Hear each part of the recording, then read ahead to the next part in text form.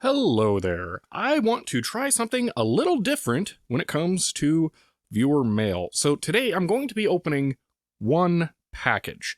I have been accepting viewer mail for a while and it comes and goes in different waves of frequency, but for a little while now it's taken me too long to reasonably hold on to enough mail to make one large interesting video. So instead, I'm going to open up a single package and take a look at it from start to finish, which I don't normally have an opportunity to do when I open a lot of mail. So let's try that out with our first package today from Jeff in Washington. And I have no idea what is in this.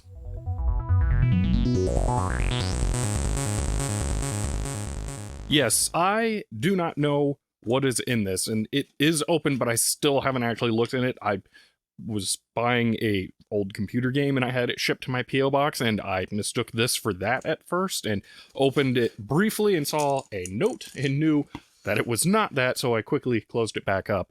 But Jeff reached out offering something for my Commodore PET, and while I would normally want to know what it is, Commodore PET's kind of awesome, and I really like having excuses to use it, so I thought it might be fun to just have some mystery. So I do not know what is in here. I'm going to try and pull out the note without being able to see, and let's take a look at this. Hi, Shelby. Sorry for the mystery. I just figured that this close to the holidays you might enjoy opening a surprise gift. I just finished restoring my CBM 8032. The enclosed came out of a badly beat up donor machine that I took the CRT from. I thought you could put it to good use. No way. Is this... It's a frame? Oh, man. Thank you so much, Jeff. Okay, so my Commodore PET, all right, I bought really in rough shape, okay? I bought it before I started making YouTube videos, and I'd done some repairs to it before. I had to replace some of the keys, but one part I could never get my hands on was the frame. My Commodore PET has a broken piece of the frame right here. Oh, man, that is so awesome. I've been looking for one of these for years. Thank you so much. Okay, we're definitely going to have to install this right now. That is amazing. Wow. I've even tried to buy entire monitors for pets off of eBay. This is really taking me so long. Oh man, thank you so much. Let me go grab my PET and yeah, let's start tearing that thing apart. Oh, I'm so excited. Wow. There we go. I'm so glad that this is the first video where I'm opening the mail and utilizing it in the same video, because if I was opening a bunch of mail, I would be going crazy knowing that I could be working on this. So I like this format. All right, this is my PET 4032. Jeff mentioned he has an 8032. The difference is that the 40 means that it's 40 columns versus 80 columns, and then the 32 is the amount of memory that it was configured with. That's what the model designation there means. But my PET was never in really great condition. So when I bought this, this key was missing and about half of the keyboard didn't work. The entire machine was disgusting. I still never really got the front faceplate all that clean, and you can still see some, I believe, water damage. I think this thing was rained on. The keyboard needed to be fully torn apart and cleaned. The carbon pads are all bad. And that actually continued on when I had to do the video where I did the carbon trace repair with the copper tape. But I'm pretty sure, in addition to the water damage that has happened to this computer, something was dropped on it, because there's this rather obvious glaring hole right there. And I'm pretty sure whatever hit that also hit the keyboard and removed this key. You can tell this one's different because it's not yellowed like all of the keys that were on this keyboard. I lucked out very much with that key, and I found someone on eBay who had a massive amount of new old stock Commodore parts that they bought in bulk from a closing factory for Commodore. So that was pure luck. I'm so happy to have found that, but I couldn't get the bezel. He didn't have that. And this one from Jeff looks like it's going to be a perfect match. So I am really excited to figure out how we're going to get to that. Now, it does actually kind of look like we could just pull it off from the front. So these have little tabs, but I would rather try to see it from the back and maybe push in on these so it doesn't get cracked and just make sure that everything looks like it's going to line up correctly. But let's start getting into this. All right, so here is how we get into the monitor from the rear. We can see we have 2 screws there. But there's something kind of interesting about the PET in how it's built, because it's kind of unique from this era and even for an all-in-one system. Now, the monitor was configurable when you purchase the system as either a 9-inch display or a 12-inch display like this one is. So you could have different types of monitors put on here. And the way that they did this is by making the monitor completely modular to the rest of the system. So it's actually constructed completely differently. This is steel. This is also metal, but not steel. I think it's more like a magnesium type thing. But this is plastic.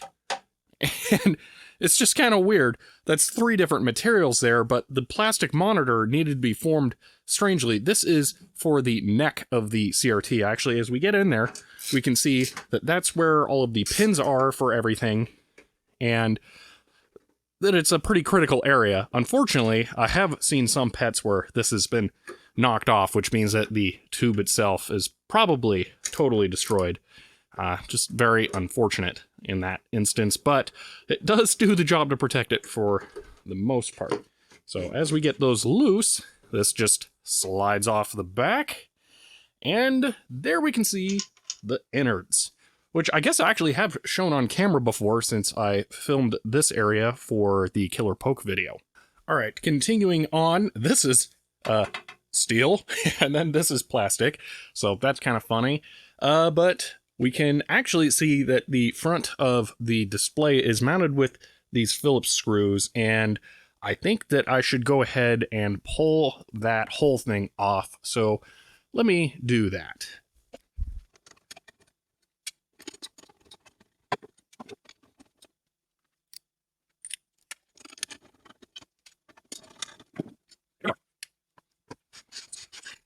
Okay, I wasn't expecting to enjoy this, but this is just, that's really strange. It's like looking at a bald pet. There's so little there. It's just the tube. That's a lot of plastic around it to give it its size and shape. Oh, that's hilarious. Unfortunately, my mic cut out here for a bit, so I'm going to be overdubbing this section. I now have the front frame off and am ready to do the swap. Removing the black bezel was a fair bit more difficult than I anticipated. On top of the plastic being stiff and not wanting to break anything more, the casting for the white frame was bad and had a second lip that added an extra hurdle to removing it. Going slow and thinking it through was the best way to do it. Comparing my old broken bezel with the new one, we can see that they actually have the exact same part number cast in.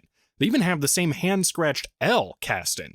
The new one appears to be slightly bluer on camera, so they may have a different plastic formulation, but it's clearly the exact same part. It's not too surprising, even though it came off of an 8032, because the 4032 was designed afterwards as a cost-reduced version to replace the 2000 series PETs. Installing the new bezel almost went perfectly smoothly. One of the clips turned out to be broken off. I confirmed with Jeff that it was actually broken before he got it, and that it was damaged inside of his donor machine, which was pretty badly mangled. He had attempted to glue it back on for me, but it didn't take. I went ahead and pulled out the super glue and baking soda trick though, which worked well for this. Once that was done, I finally realized my mic wasn't working, and I got that fixed. So now let's get back to the action as it happened. Okay, there we go. The new bezel is installed, and I've repaired that minor issue, but that's it and done. And wow, does that look so much better. I mean, just compare that to my bad one. I mean, wow. I can't wait to see this on the PET itself. That's going to look fantastic. Oh. I really didn't ever think I would get one of these. Okay, yeah, there's nothing left to do here, so we can go ahead and put this back on. And after having dealt with this, and especially that little extra ridge in the white pieces casting, I would definitely recommend, on the very, very off chance that anyone else is doing this, that you remove this whole front piece to detach this black frame, because, yeah, that is not easy to get out of there. So let's go ahead and reattach this now.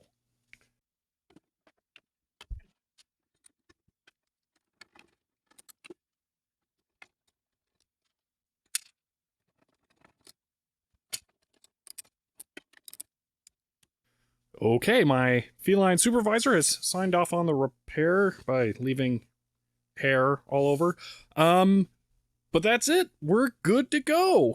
And oh man, again, I can't get over how much better it looks without that big hole in it. Wow. Okay, let's turn it on here.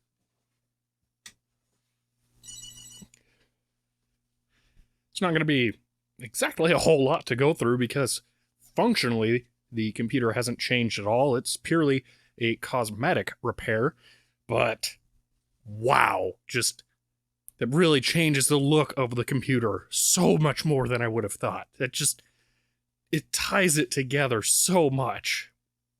Man, that is such a fantastic looking sight. And again, this isn't a position I ever thought I would be in. This requires such an unfortunate series of events to happen. I need for someone out there to have a 12-inch PET of the 40 or 80 series die in such a way that it's not recoverable, and then part it out, and then make the bezel available separate from the monitor, which we saw it's not really all that easy to get to. And even then, just the monitors alone aren't really available that often, because usually they're kicked in and people don't think they're worth anything. So, man, just that's crazy. I'm so thankful. Yeah, Jeff, thank you so much again. I know I've said it a lot in this video, but just I'm incredibly appreciative. Well, like I said, this is entirely a cosmetic change, so there's nothing really to go on demonstrating here. The PET itself works fine, so it's just done and ready to go. So I'm extremely happy to have that last little problem solved. That, again, really something I never thought would happen. Now I'm a little more inclined to try and match the paint here so I can fix up just a couple little issues here and there. Maybe try and deep clean this badge again, because there's some water markings in it, like I mentioned, but that's really it, and then it's done. Wow, that's crazy. Well, that's it for now. I don't have anything else to go into. I will leave you with a slight teaser for a video I'm going to get to with the PET at some point here, but I want to get to a few other things first. But that's it for the moment. If you enjoyed this, you may want to subscribe, and if you want to support the channel, I am on Patreon. But for now, that's it, and I'll see you next time.